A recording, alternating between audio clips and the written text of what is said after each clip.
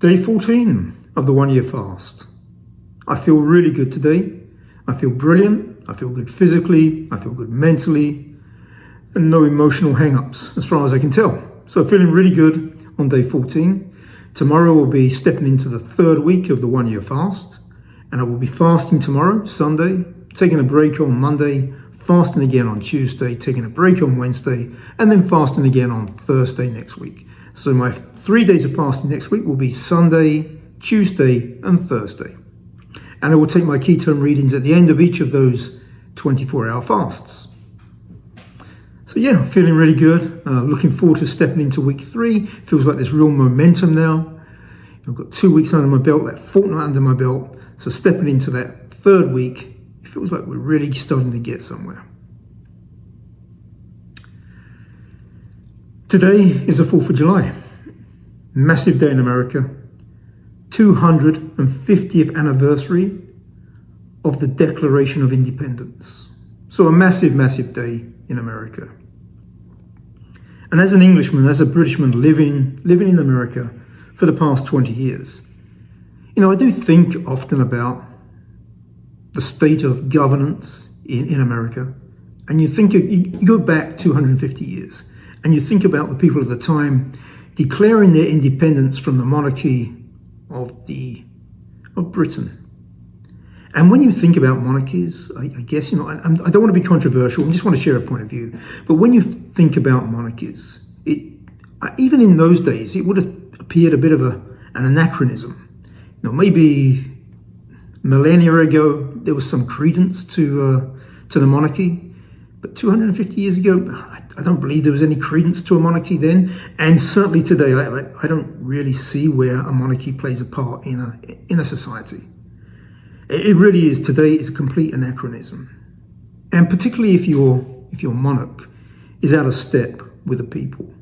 So if your monarch is narrating a certain ideology that really runs counter to the people of the nation, that really brings into question the purpose and the validity of a monarch way beyond just the fact that there is no meaningful chronology there when you think about a monarch in today's world. So as a Britishman, I really do think about, look back home, and I do worry about my home nation. I do believe it's time for Britain to declare its independence. I really do. And again, I don't want to be controversial, just a point of view here.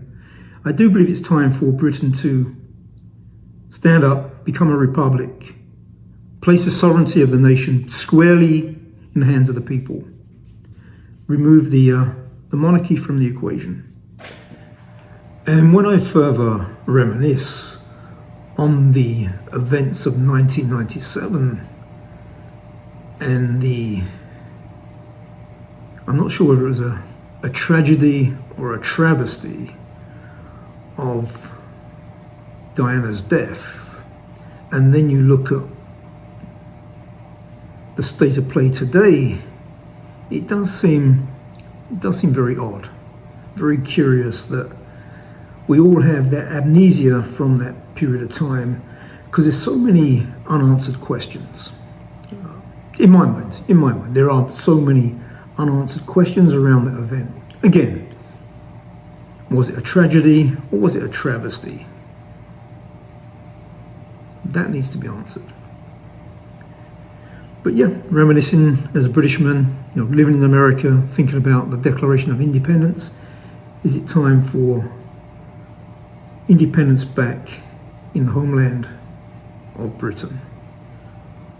I would say so, but again, I don't want to be controversial, it's just my point of view, and I'm sure there's plenty of counter point of views, and that's the beauty of living in a democracy.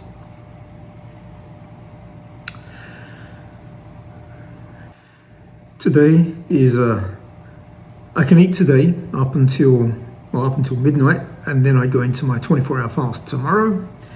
And so today I intend to have some veggie hot dogs. I want to eat some good traditional fare that is very typical on the 4th of July, and hot dogs, hamburgers are the thing. So I'm going to have my veggie hot dogs, and I'll take some pictures. I've got some veggie hot dogs, I've got some buns, and of course, being English, I can't have a hot dog without onions, so I'm going to have to fry up some onions. I'll do that, and tomato sauce, of course, and share that. So that'll be my meal a bit later today. I had the end of my stew earlier that I kind of showed a picture of, I believe, in my last video, or the video before last. So that's gone. I'll make a new stew probably on Sunday night for Monday. Again, I love my stew. I eat barley stew with all the veggies all the time. So you're going to hear that as a bit of a mantra as we work through the 52 weeks. On the 4th of July, I believe we should also share a special recognition of the tribal nations. Native Americans are the original keepers of the land. And it's interesting, the Declaration of Independence and the subsequent formation of the American Republic were profoundly influenced by the Iroquois Confederacy and its great law of peace. The world's oldest, continuous, participatory democracy. When the Founding Fathers struggled to unite 13 independent colonies, they looked directly to the centuries-old Iroquois model of a federal system, where individual nations retained local sovereignty while uniting under a central Grand Council. Benjamin Franklin explicitly cited the strength of this indigenous union when urging the colonies to unify, and the US Congress officially acknowledged in 1988 that the structure of the American government was heavily inspired by the political sophistication of the Iroquois Confederacy. So as we step into this quarter of a millennia since the amazing Declaration of Independence of this great nation, we should recognize the indigenous people as playing a major part in today's very unique and frankly world-leading republic.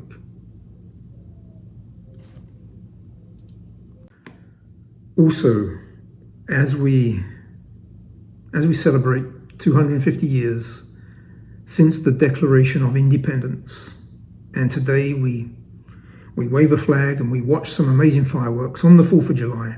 And again, I'm going to have a veggie hot dog to celebrate. I would like to maybe consider some of the foresight of one of America's great sons,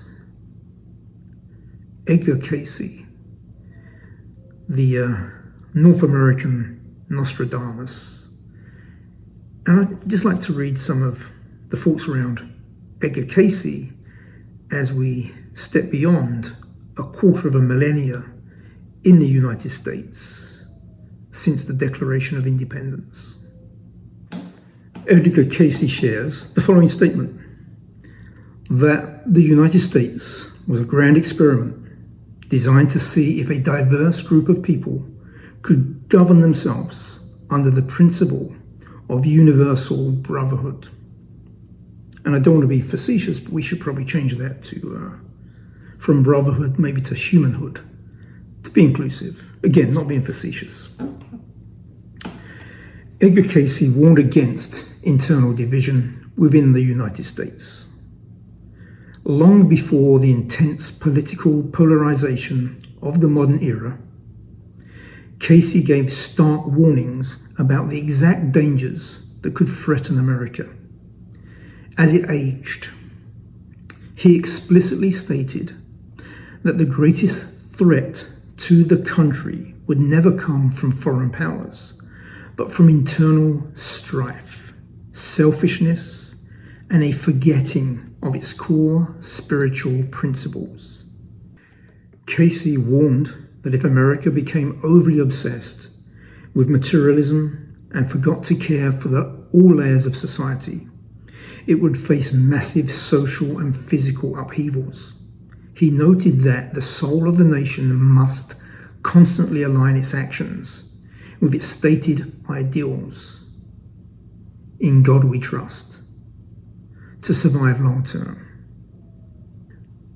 So Cayce clearly had a great deal of foresight and could really educate us today on how we should be thinking about the Great Republic of the United States. Coming back to the 1 year fast, I have definitely noticed over the past week a change in my psychology when it comes to lifting weights.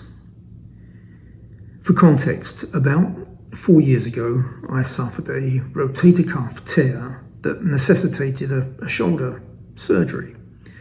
And of course, that stepped me back a bit in terms of what I could do physically, more work in the lower body, not so much the upper body. But that incident really kind of changed my psyche in terms of how I approached my workout. I actually started to work out in a way which was much lighter, and I guess some people would call it more vanity weights. So I've never really been into aesthetics of weight training. It's always been for health. But we all know that when it comes to things like curls and tricep pull downs and lateral raises and rear delt movement, these type of extremity exercises can be termed by many as kind of vanity exercises. And I guess I kind of fell into that trap of really being focused on, because I was so tentative around, because I stopped bench pressing completely, so very tentative around how I lifted, what I lifted. My mindset became very ingrained over the past, post-surgery, over the past 3.5 years. So very light weights, a ton of aerobics, and again, kind of more extremities than core weight training. But over this past week, I've had this compulsion, and it really is almost like an uncontrollable compulsion, almost like I have this ravenous appetite to now work more core. So this past week, I've really had this desire to perform Zercher squats. Not heavy by any stretch, but Zercher squats, really focusing on that core and, of course, the legs. Then also the trap bar, working the trap bar, doing some kind of deadlifts. Again, not terribly heavy weights, but more than I'm used to. I just got this compulsion to put more weight on. Again, it's almost uncontrollable compulsion. Again, Zercher squats, core, trap bar, deadlifts, working the core. And then I've got this really weird kind of, I haven't had this for a while, obsession, it seems, an obsession over the past week to engage the sledge. So I'm pushing and pulling the sledge with what I would, for me, and it's, of course it's all relative, for me, heavy weights. So I'm really stacking the weights on the sledge, pushing it, pulling it. And I can't quite comprehend where this compulsion's come from, because it does align with the second week of the 1 year fast. So I'm not sure whether fasting somehow stimulates this desire to get more core based in your workouts, or maybe it's just coincidence, but it's definitely there this past week, shifting away from what I had been doing, more extremity weights, to real core weights, Zercher squats, trap bar deadlifts, and I'm also almost in love with the sledge machine, pushing and pulling those weights up and down the track. So yeah, that's quite curious. I'll see if that continues over the coming weeks, and I'll keep a note of that. But it's definitely been a change in my mindset. Some of my psychology's definitely been tweaked a bit over the past week. And again, that really aligns with the second week of the 1 year fast. Yeah, so looking forward to stepping into week 3, starting tomorrow. But before we get there, really looking forward to watching some fireworks later today, having my vegetarian hot dogs, tons of onions. It's just what we do in Britain. We must have a ton of onions on our hot dogs. Or maybe I'm a bit weird. And so yeah, looking forward to all of that, and then stepping into week 3 next week of the 1 year fast. So everybody have a wonderful 4th of July, and speak soon. Thank you.